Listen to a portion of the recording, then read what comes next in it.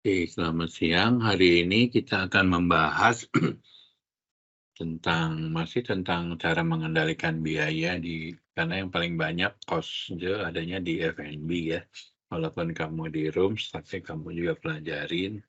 Once kamu nanti jadi HOD, SOD, jadi GM, kamu harus bisa mengkontrol juga biaya-biaya yang ada di departemen selain rooms ya. Jadi kita gimana sih cara memonitoring cost yang ada di F&B. Jadi yang seperti saya sampaikan yang kemarin bahwa untuk membuat satu burger itu terdiri dari ada burger bun-nya, ada apa namanya tuh tadi, cheese-nya, ada meat-nya dan sebagainya. Nah itu, adalah yang direct cost-nya gitu ya.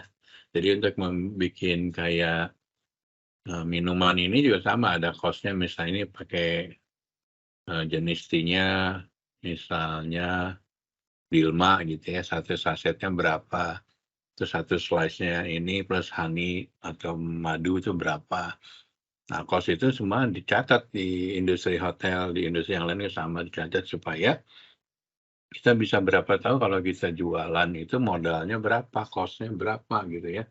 Simpelnya itu adalah modalnya berapa gitu ya.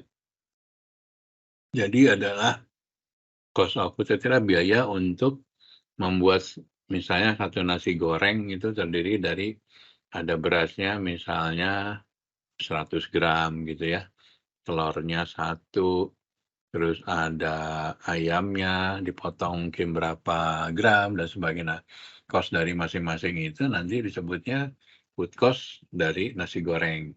Misalnya nasi goreng food cost-nya 10.000 lah gitu ya. Terus kamu jual 100.000, berarti food cost kamu untuk nasi goreng itu 10.000 dibagi 100.000, jadi 10% ya. Jadi sangat murah gitu ya, sangat cost-nya sangat rendah gitu, bukan sangat murah ya. Suara saya jelas nggak? Jelas Pak Dino. Jelas ya. Nah, food cost percentage ini biasanya yang umum nanti kalau kamu ditanya di dalam industri ya, terutama buat F&B pasti ditanya berapa sih food cost-nya, berapa beverage cost-nya gitu ya. Seperti saya sampaikan, food cost di masing-masing hotel atau restoran itu beda-beda ya, tergantung dari marketnya, kemampuan daya belinya, terus ambience-nya mungkin kalau restoran fine dining kamu pasti harganya jauh lebih mahal dibanding restoran yang coffee shop gitu yang menunya lebih lebih light, nggak terlalu formal dari sisi presentation-nya, produknya juga nggak terlalu yang premium misalnya gitu ya. Tapi ada juga sih yang coffee shop yang menggunakan produk-produk premium tergantung dari restoran masing-masing dan kira-kira marketnya sesuai enggak gitu. Kayak kamu, hotel kamu misalnya Windem di Palembang, mau jual beef wagyu gitu ya. Apakah ada marketnya nggak di sana gitu ya? Daripada kamu buang stok harus beli wagyunya, mendingan kamu jelas yang market kamunya siapa. Misalnya marketnya rata-rata corporate sama government yang makannya lebih ke local food gitu ya. Ya kuatin aja local food-nya kamu gitu loh. Makanannya harus rasanya harus otentik, harus kalau orang kita kan harus strong ya menunya itu apa ya, sorry bumbunya itu harus strong gitu ya. Nah dibikin gitu. Nah kadang-kadang banyak Pemeo bawa makan di hotel menunya nggak enak gitu karena zaman dulu mungkin chefnya agak terlalu bukan terlalu hygiene tapi emang agak susah untuk mendekati yang otentik mungkin ya kan dari sisi peralatannya juga beda ya. Kayak kamu bikin gudeg gitu ya di Jogja sama gudeg dibikin di Palembang pasti rasanya lain kan materinya juga beda. Sama aja pempek dibikin di Bandung pasti beda karena cukonya atau apanya, bahannya, ikannya juga beda di Bandung gitu ya. Walaupun di Bandung ada beberapa orang-orang Palembang bikin, satu area khusus jualan makanan Palembang, pempek gitu.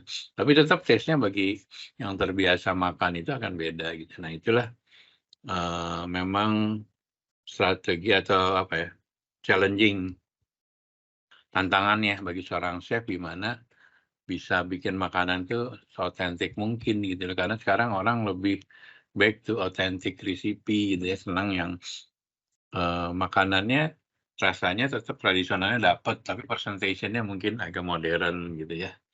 Jadi lebih apa ya, Karena orang kita kan emang senangnya bumbunya strong gitu ya. Secara umum ya, ada orang Jawa, saya yakin Palembang juga lebih pengen yang strong gitu ya.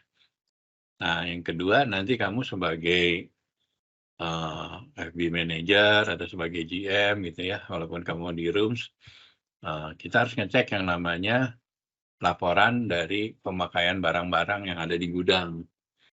Atau untuk mencari food cost itu prosesnya seperti ini. Jadi kita nanti setiap akhir bulan itu accounting, ada si chef, itu melakukan inventory. Inventory itu artinya menghitung berapa sih tingkat persediaan barang di gudang, berapa sisanya ada barang di gudang. Jadi meat, daging ada berapa kilo, dulu harganya berapa dikali kilonya gitu ya, terus beras ada berapa kilo dikali harganya, buah-buahan semua dihitung. Nah ini namanya ending inventory ya, yang di akhir. Nah ini ceritanya yang ending inventory nanti jadi opening inventory gitu ya. Nah jadi misalnya kamu persediaan awal waktu kamu sekarang bulan November nih ya, waktu kamu Oktober, 30 Oktober waktu jalan November, di gudang itu nilainya ada 28 juta terdiri ada yang dari gudang, ada di restoran, ada di lounge, ada di banket. Jadi semua barang itu dihitung dalam satuan rupiah. Ini adalah persediaan awal kamu untuk di bulan November ini nih, barang kamu di gudang ada segini, di gudang dan di restoran ya, di banket dan sebagainya. Nah, di dalam perjalanan kamu juga ada belanja-belanja lagi kan, mungkin kurang ininya, apa namanya, minumannya kurang, makanannya mungkin bahan-bahannya kurang, ayamnya dibeli lagi, telur beli dan beras beli dan sebagainya. Nah, jadi barang yang ada inventory awal, persediaan awal ditambah pembelian. Nah, ini adalah barang yang siap untuk digunakan di dalam bulan November. Jadi barang-barang yang akan digunakan untuk jualan di November. Nah, ini namanya total available dari barang yang bisa dipakai gitu ya. Nah, nanti dikurangin dengan ending inventory-nya seperti yang saya sampaikan tadi. Di tanggal 30 November kamu inventory lagi sisanya berapa barangnya. Jadi benar-benar barang yang dipakai itu adalah barang yang awal, ada di awal ditambah beli sama sisa. Berarti itu kan barang-barang yang dipakai gitu ya. Nah, dipakai itu ada dua, ada dipakai yang menghasilkan penjualan, ada nanti jualan banketnya, jualan weddingnya, jualan restorannya, itu ada revenue-nya gitu ya. Tapi kan ada juga mungkin dia makan, terus karyawan kan makan di kantin mungkin dimasakin sama anak kitchen gitu ya. Itu kan nggak ada revenue-nya dong. GM kan nggak bayar karena dapat benefit. Terus karyawan makan di kantin kan juga nggak bayar karena memang benefit. Nah ini dikurangin dari total biaya total bahan yang ada karena ini nggak jadi jualan ya, nggak fair kalau kita masukin ke sini karena ini nggak ada revenue-nya gitu ya. Nah ini adalah benar-benar barang yang dipakai selama jalan November ini yang untuk jualan. Nah kita bandingin dengan nanti sama revenue-nya. Jadi ini barang yang dipakai selama bulan November tadi ya, yang digunakan untuk jualan ya, dibagi dengan revenue-nya, revenue food-nya berapa selama 1 bulan November itu. Nah, didapatnya food cost-nya adalah 27%. Nanti ditanya 27% tinggi atau rendah. Nah, kalau untuk kasus ini sih rendah ya, rata-rata hotel di 30-35, tapi tergantung juga ya. Ada hotel yang memang hotelnya besar, misal kalau di Jakarta kamu ketemu Hotel Mulia, Hotel Shangri-La yang ballroom-nya, wedding-nya setiap tahun mungkin beratus banyak wedding dalam 1 bulan atau 1 minggu bisa wedding-nya, 1 minggu itu bisa mungkin 2 atau 3 gitu ya. Ada Sabtu pagi, Sabtu sore, Minggu pagi, Minggu sore. Saking banyaknya revenue wedding dan jualan juga mahal ya. Mungkin 1 orang 1 pack kalau kamu wedding di Mulia itu harganya Rp1.000.000 gitu. Jadi kalau kamu ngundang misalnya 100 orang ya 100 orang dikali 1 juta berarti 100 juta untuk bayar hotelnya gitu, untuk restorannya ya. Nah itu food cost-nya ini. Nah food cost-nya ini tuh menjadi parameter juga nanti keberhasilan seorang F&B manager, seorang chef, termasuk seorang GM. Food cost-nya gimana? Oh bagus 27%. Misalnya budgetnya 30, berarti dia kan masih di below budget ya. Berarti dia masih bisa saving cost-nya gitu ya. Di sini ada yang mau nanya nggak? 5B. Ada yang mau nanya nggak?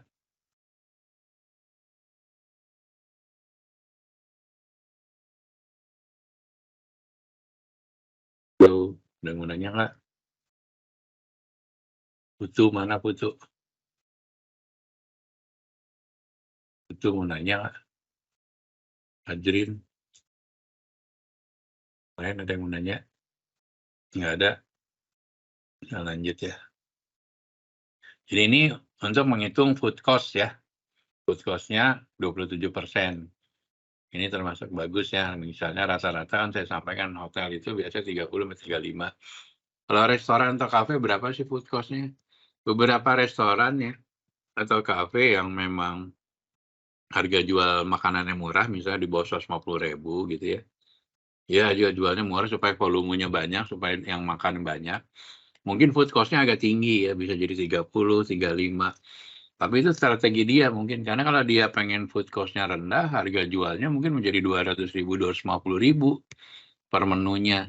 Siapa yang mau beli misalnya di Palembang dengan harga segitu. Makanya dia tekan, pokoknya dia jualan yang harga menunya itu paling mahal 150.000 lah gitu kan. Sehingga mungkin food cost-nya akan tinggi gitu ya. Tapi nggak masalah kalau memang strategi dia mau banyakin volume, tapi dia udah tahu konsekuensinya food cost-nya nanti sekitar 30-35 gitu ya. Jadi sangat relatif 30-35 bisa besar bisa kecil tergantung strategi kamunya. Sama marketnya juga gitu. Kalau marketnya memang daya belinya gede kayak Bali, Jakarta, Surabaya, kamu jual 200-250 masih ada yang beli, kenapa enggak? Jadi food cost-nya bisa rendah. Tapi kalau kamu maksain jual 200-250 ternyata marketnya tidak ada ya ngapain itu? Ada restoran, ada menu tapi nggak ada yang beli kan gitu ya. Nah lanjut. Ini kan food ya, beverage juga sama.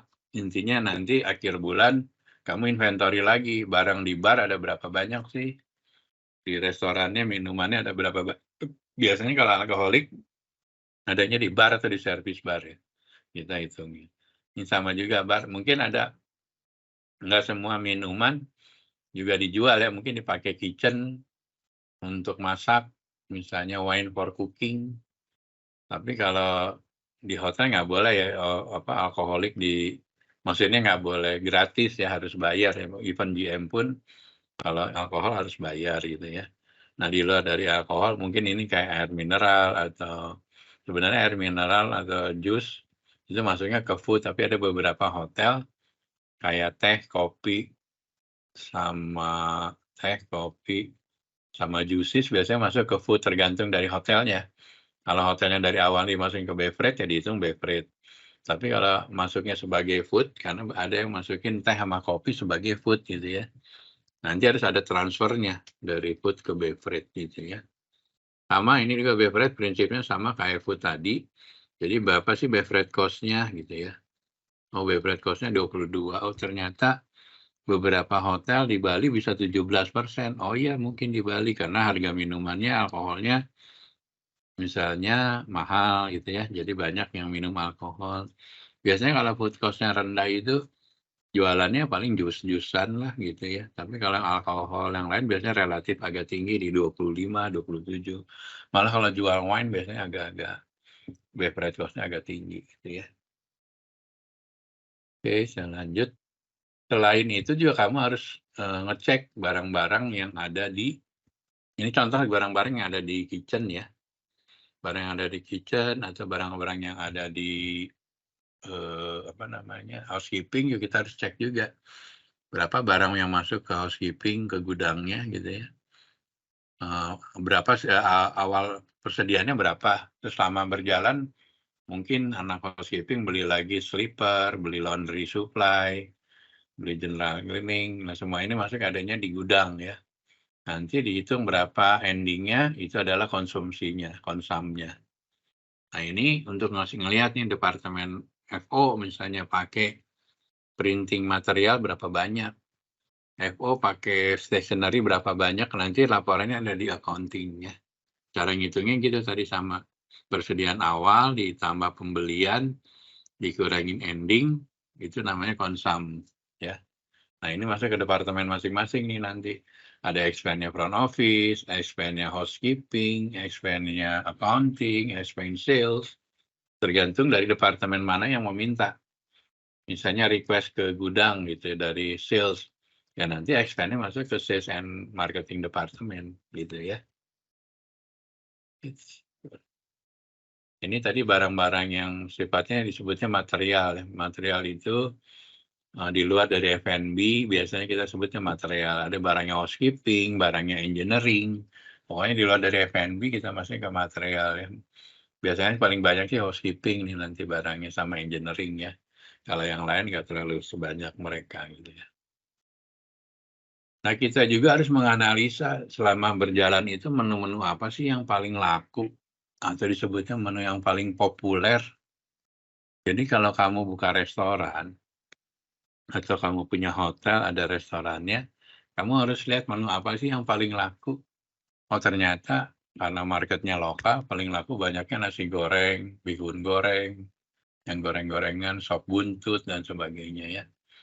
Nah, menu-menu yang laku ini kita pertahankan.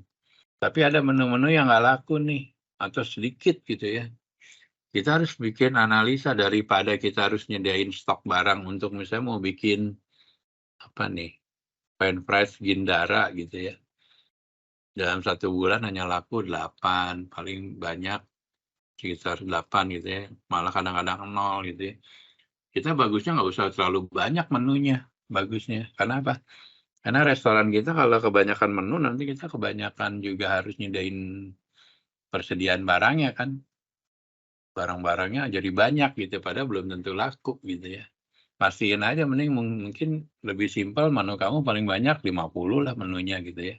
Menu food-nya, beverage-nya juga mungkin sekitar 20, 30 gitu yang memang laku gitu ya.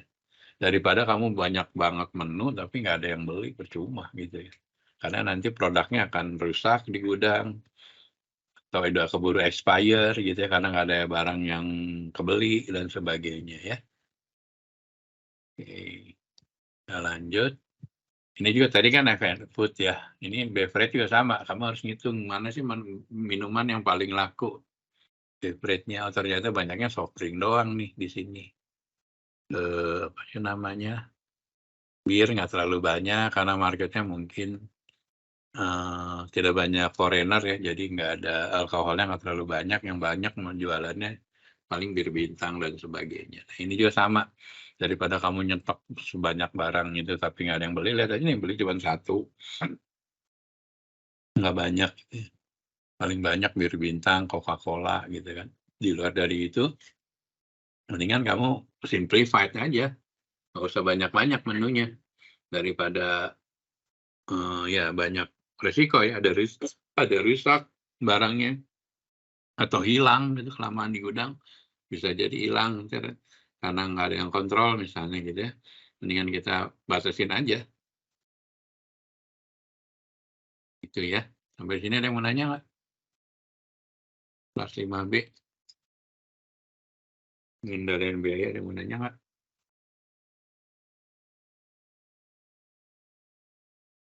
Ada, saya lanjut ya.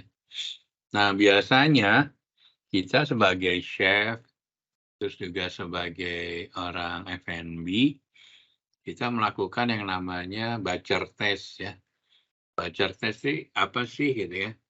Bacher test itu untuk menghitung, misalnya kita beli ayam nih, ayamnya biasanya kalau kita beli di hotel ayamnya udah ada yang frozen, ada yang fresh, tapi kan tetap dari ayam itu nggak semua bisa kepake ya. Misalnya ada yang beli ayam sama kaki gitu ya. Ceker itu mungkin nggak bisa dipakai atau nggak bisa bikin menunya si hotel itu gitu ya. Itu kan kebuang gitu kan ya. Tapi kalau bagusnya sih chefnya harus jangan sampai kebuang semua. Tapi misalnya kamu beli daging lah, dari daging itu kan pasti ada lemak, ada tulang. Nah itu harus kamu trimming, harus kamu buang gitu ya. Dari beli 1000 gram atau 1 kilo misalnya, ternyata banyak lemaknya, banyak tulangnya. Akhirnya yang benar-benar dagingnya hanya 600 gram gitu kan ya. Nah ini namanya Bacher test. Jadi Bacher test itu kita hitung dari 1000 gram itu yang benar-benar bisa kepakai untuk dijual jadi daging itu berapa gram gitu ya. Nah buangannya berapa persen. Nah nanti itu kamu akan compare. Kalau beli daging dari Indoguna misalnya trimmingannya atau buangannya 20% gitu ya. Tapi beli dari Sukanda Jaya misalnya atau Indoguna atau vendor lainnya, daging yang lainnya bisa lebih kecil gitu misalnya lemak atau buangannya gitu ya. Nah itu menjadi pilihan nanti kita bersama. Jadi GM, chef, FBM akan milih, oh mendingan pakai yang Sukanda misalnya. Karena dari vendor Sukanda ini harganya so-so hampir sama, tapi barangnya hampir semuanya bisa kepake gitu ya, nggak ada yang kebuang gitu ya. Itu namanya Bacher test ya. Jadi asal kamu tahu aja.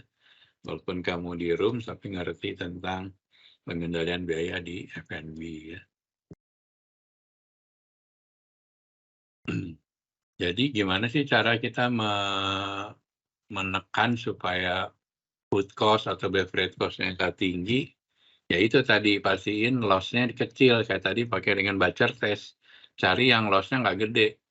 Buangannya jangan yang besar gitu ya. Kayak ini kan 62% yang terpakai. Jadi sisanya dibuang gitu ya. Nggak bisa dipakai. Tapi kalau chef yang bagus, buangan itu lemaknya mungkin bisa jadiin stok ini ya, kuah gitu ya. Atau tulangnya jadi apa gitu ya. Jadi dulu saya pernah satu hotel, saya punya chefnya dari Prancis gitu ya. Dia jago bikin ininya restoran fine dining-nya. Jadi semua daging itu nggak ada yang kebuang, semuanya sama dia bisa diolah gitu loh. Berarti ini sampai 100% gitu dia bisa bikin. Emang produknya bagus sih dari luar negeri gitu dagingnya ya. Tapi ataupun yang lokal pun dia diminimize mungkin, jadi nggak banyak buangannya gitu ya. Sehingga hampir semua daging whole-nya itu bisa kepake gitu ya. Jadi tadi ya kita kurangin loss-nya.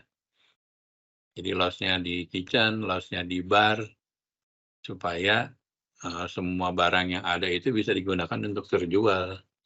Seperti saya sampaikan tadi, menunya juga jangan terlalu banyak, supaya bahan-bahan yang ada di gudang juga nggak kebanyakan. Nanti kalau kebanyakan ya rusak dan sebagainya ya. Jadi food cost-nya atau beverage cost-nya naik tinggi. Oke, ternyata sudah selesai. Ada yang mau ditanya nggak? Ini kelas 5B nggak ada yang nanya. Halo.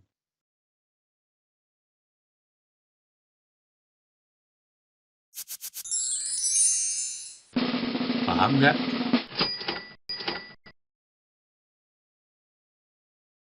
Lima B paham nggak?